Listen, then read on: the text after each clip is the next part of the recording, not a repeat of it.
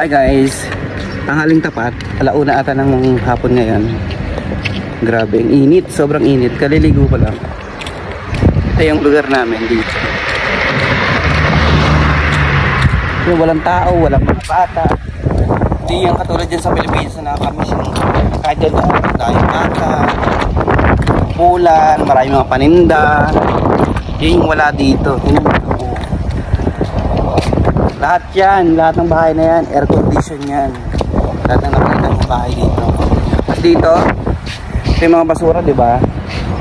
Dito tinatapon na yan sa atin hanggat hindi pa bulok na bulok at hindi pa sirang-sira, hindi pa itatapon.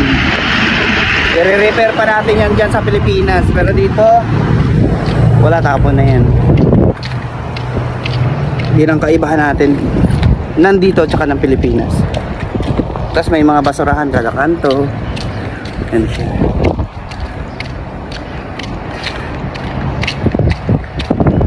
Thank you for watching guys. Punta kasi ako ng clinic.